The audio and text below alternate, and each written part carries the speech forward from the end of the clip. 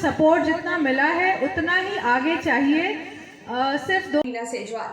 MCD चुनाव को लेकर वोटिंग की तारीख नजदीक आती जा रही है। नमस्कार, आप देख रहे हैं न्यूज नेटवर्क इंडिया और मैं हूं आपके साथ रीना सेजवाल। एमसीडी चुनाव को लेकर वोटिंग की तारीख नजदीक आती जा रही है। तमाम राजनीतिक पार्टियां और उनके बड़े बड़े नेता ज्यादा से ज्यादा लोगों के साथ मीटिंग करके, प्रचार करके अपने प्रत्याशियों के लिए वोट इकट्ठा करने में जी जान से जुटे हुए हैं। उपनगरी द्वारका में आज शाम उप मुख्यमंत्री मनीष सिसोदिया पहुंचे।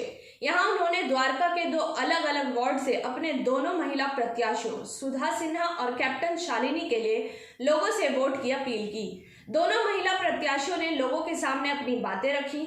विधायक गुलाब सिंह ने भी एमसीडी को लेकर चुनाव होने वाली परेशानी के बारे में लोगों को बताया।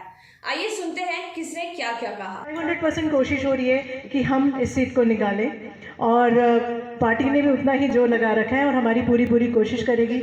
लेकिन मैं अपने सभी उपस्थित सदस्यों से कहना चाहती हूँ, हमारी कोशिश तो हमेशा से जारी थी। मेरी 22 साल से जारी है, शालिनी की शायद पिछले 10 सालों से जारी है। और लेकिन हमारे जारी होने को उस अंजाम तक पहुंचाने के लिए अब आपकी बारी है।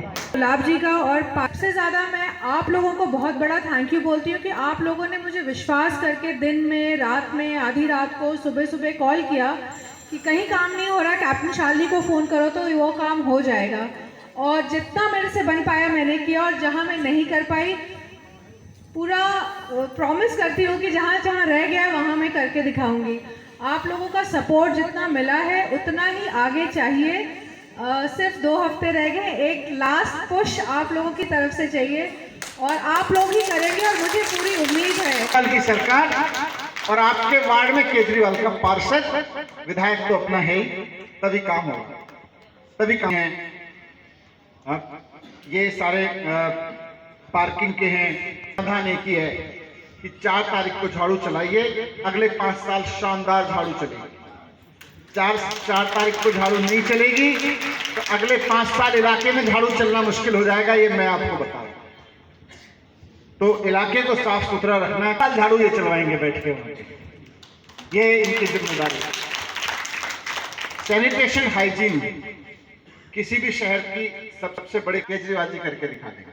तो सबसे बड़ी पीड़ा है द्वारका की, कि द्वारका में डीडीए पॉकेट है, और सारी जितनी भी डीडीए पॉकेट है, चाहे वो द्वारका वार्ड ए हो, बी हो, तमाम डीडीए पॉकेट के डेवलपमेंट के काम, अंदर की ड्रेनेज है, अंदर की सड़कें हैं, अंदर की स्ट्रीट लाइट है, पेड़ों की कटिंग है, ये तमाम काम जो है म्यूनसिपल कॉरपोरेशन के पास है। मैं लगभग 7 साल से विधायक हूँ यहाँ पर। मेरा दिल जानता है कि डीडीए पॉकेट में कैसे काम कराता हूँ। ना तो काउंसलर एमसीडी वाले एनओसी देते हैं और ना काम करते हैं। हम जब भी जाते हैं एमसीडी के पास, केजरीवाल जी काउंसलर के पास जाओ, काउंसलर एनओसी देगा, हम ऐसे काम नहीं करने देंगे। फॉर एग्जांपल, हमें जिम लगवाना है, हमें पार्क में खेलने के लिए बैडमिंटन कोर्ट लगवाना है, तो हमें धक्के खाने पड़ते हैं एमसीडी में जाके कि सर हमें एनओसी दे दो। लोग चाह रहे हैं, एमएलए फंड से मैंने डीडीए पॉकेट में उसके बावजूद भी बहुत सारे काम कराए।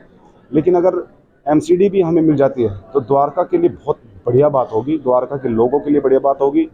सीजीएचएस सोसाइटी के अंदर हमें कोई दिक्कत नहीं आती। मैंने एमएलए फंड से इतने काम कराए, मैं लिस्ट लेके आया हूँ। वहाँ पे हमें किसी से कोई परमिशन लेने की जरूरत नहीं है, क्योंकि वहाँ की मैनेजमेंट ही सब कुछ है।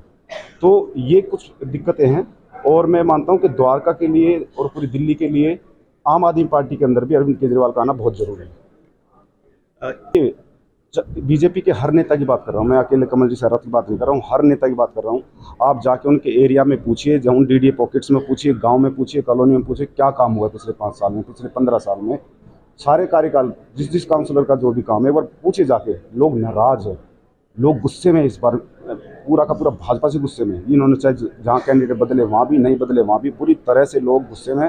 और इस बार मुझे इतना यकीन है कि इस बार दिल्ली के अंदर इनकी जमानत जब्त होने जा रही है और दिल्ली के अंदर एक तरफा झाड़ू चलने जा रहा है। सर 2 सवाल। भाजपा का हमेशा से प्रोपेगेंडा रहा है, झूठ फैलाओ और धर्म के नाम की राजनीति करो। जब जब मुद्दों की बात आती है, मुद्दों से भागते हैं। आप इनसे पूछोगे कि बताइए भाई, कूड़े के पहाड़ आज तक क्यों नहीं हटे दिल्ली से, ये दूसरी बात करना शुरू कर देंगे। इनसे पूछे आवारा पशु घूमते हैं, उनको क्यों ठीक नहीं करते, ये मुद्दों पे भागेंगे। बिल्डिंगों से पैसा वसूलना एकमात्र इनका काम रहेगा, एक काउंसलर का। इसलिए दिल्ली के अंदर इस बार मूड है लोगों का कि एमसीडी में भी केजरीवाल।